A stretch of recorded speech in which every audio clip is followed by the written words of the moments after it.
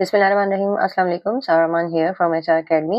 आज का सेशन है हमारा ग्रेड 9 केमिस्ट्री स्टूडेंट्स के लिए और एटॉमिक स्ट्रक्चर में हमारा लास्ट टॉपिक आज का है आइसोटॉप्स। और आइसोटॉप्स से रिलेटेड हमारे जो लर्निंग पॉइंट्स होंगे वो होंगे explain what an isotope is and provide an example, and second will be the common application of the isotopes. So let's begin with the introduction of isotopes. Isotopes are atoms of the same elements with different number of neutron. ठीक है, isotopes क्या होते हैं?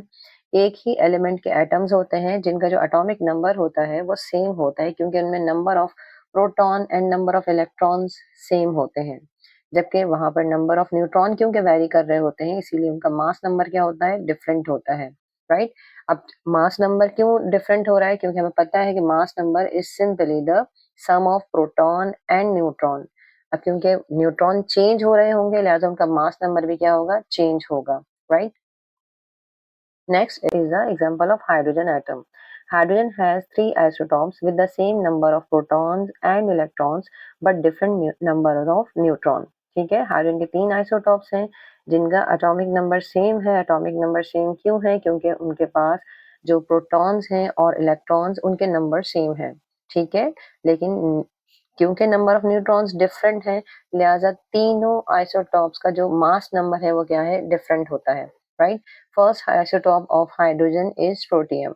इसका atomic mass या mass number क्या है? 1 है. क्यों है? क्योंकि इसके सेंटर में, इसके न्यूक्लियस में एक प्रोटॉन मौजूद है, कोई न्यूट्रॉन मौजूद नहीं है, right?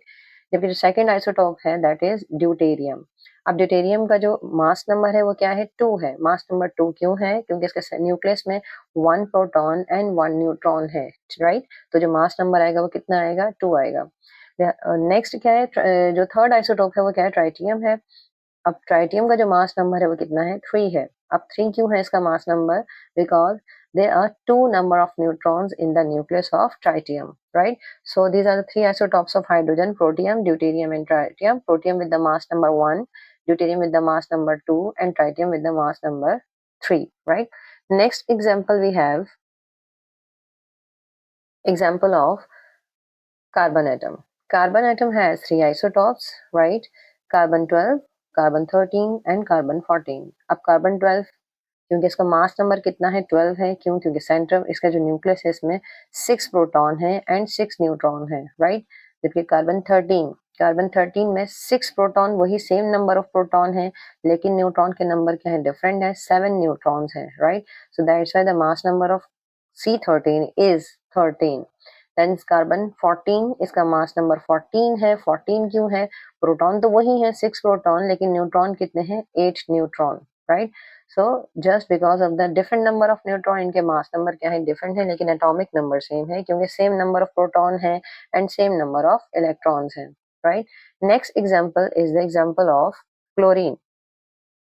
There are two isotopes of chlorine, chlorine 35 and chlorine 37. अब chlorine 35 क्यों है और chlorine 37 क्यों है? क्योंकि नंबर ऑफ इलेक्ट्रॉन दोनों में सेम है, that is 17 17, and number of proton also 17 17. Different क्या है? वेरी क्या कर रहा है? Number of neutron. क्लोरीन 35 में नंबर ऑफ न्यूट्रॉन कितने हैं? 18 है. जबकि क्लोरीन 37 में जो नंबर ऑफ न्यूट्रॉन है वो कितने हैं? 20 है, राइट? जो मोस्ट अबंडेंट एटम है कार्बन का वो कौन सा? क्लोरीन का, वो क्लोरीन 35 है. That's why in periodic table you will find the chlorine with the mass number 35, right? Next, representation. How we can represent the isotope of any atom? Representation same होती है, that is the X will represent the atomic symbol. जो भी atom है, जिस atom के isotopes हैं, उसी atom का सिंबल यहाँ पर आएगा, राइट? और A will be the mass number of the isotope and Z will be the atomic number of the isotopes, right? जैसे हमने कार्बन को अगर हमें रिप्रेजेंट करना है तो carbon atomic number 6 and the mass number 12. Next is characteristics of the isotopes. Isotopes have same position in the periodic table. अब किसी भी एलिमेंट के आइसोटॉप्स होंगे वो सेम पोजीशन पे होंगे. जैसे हाइड्रोजन के हमने 3 आइसोटॉप्स देखे थे, प्रोटियम, ड्यूटेरियम, ट्राइटियम, वो फर्स्ट पोजीशन पे ही आएंगे. ठीक है, तो periodic table में एटम के आइसोटॉप्स उसी पोजीशन पे मौजूद होंगे जो पीरियोडिक टेबल में रिप्रेजेंट किए हुए हैं, राइट।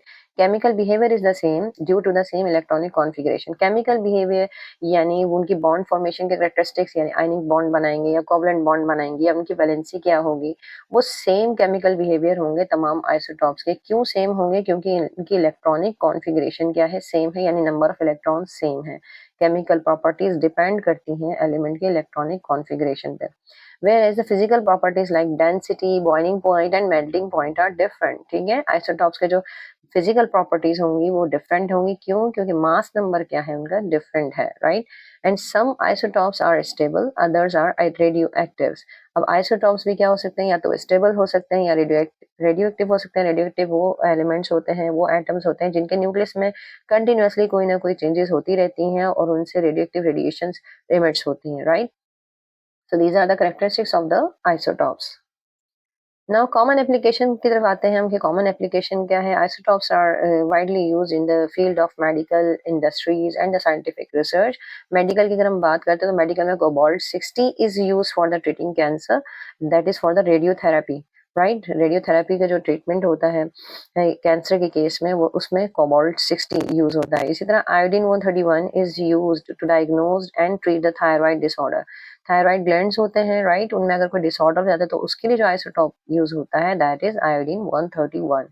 इस तरह हम इंडस्ट्रीज की तरफ आते हैं। इंडस्ट्रीज में कार्बन 14 यूज होता है for dating the ancient object, radio carbon dating, यानी जो एंशियंट ऑब्जेक्ट्स हैं उनकी एज मालूम करें कि वो कितने पुराने हैं, उसके लिए हमने क्या यूज करना होता है, कार्बन 14 यूज होता है। And sodium 24 use to detect the leaks in pipeline. जो अंडरग्राउंड पाइप्स मौजूद होते हैं उनमें कहीं लीकेज है या नहीं है, वो उसके लिए क्या यूज किया जाता है, सोडियम 24 यूज किया जाता है। अंडरग्राउंड जरूरी नहीं अंडरग्राउंड ही हो, इंडस्ट्रियल लेवल पे जो पाइप्स लाइन यूज हो रही होती हैं वहाँ कहाँ पर कहीं कोई लीकेज है तो उसके लिए सोडियम 24 यूज किया जाता है। इस तरह साइंटिफिक रिसर्च की बात करते हैं। साइंटिफिक रिसर्च में isotopes are used as a tracer to follow the chemical reaction. अब कोई भी केमिकल रिएक्शन अगर हो रहा है तो उस वक्त किसी भी इंस्टेंट पर किस स्टेज पर मौजूद है उसकी करंट पोजीशन को ट्रेस करने के लिए आइसोटॉप्स का इस्तेमाल किया जाता है। Beside these applications of the isotopes, there are more applications, and the further table is given in your book. You have to look at the table from the book for your exam preparation, right? Next summary, isotopes are the same elements, एक ही elements के atom होते हैं with a different mass number। ठीक है, उनका mass number क्या होता है, different होता है। केमिकल प्रॉपर्टीज उनकी सेम होती हैं। वो सेम क्यों होती हैं, मैं आपको बताया था, क्योंकि उनकी इलेक्ट्रॉनिक कॉन्फ़िगरेशन सेम होती है, नंबर ऑफ इलेक्ट्रॉन सेम होते हैं। But isotopes are with the physical different physical properties. ठीक है, जो आइसोटॉप्स होते हैं उनकी फिजिकल प्रॉपर्टीज डिफरेंट होती हैं। ये डिफरेंट क्यों होती हैं? क्योंकि उनका मास नंबर चेंज होता है। एंड एप्लीकेशन हमने देखी मेडिसिन में, इंडस्ट्री में एंड रिसर्च में। So this was all about the isotopes and their common application. If you have any question, write down your question in the comment box. We'll definitely answer your question. Don't forget to like, comment and share. Thanks for watching the video. Keep watching the channel. Take care of yourself. Allah Hafiz.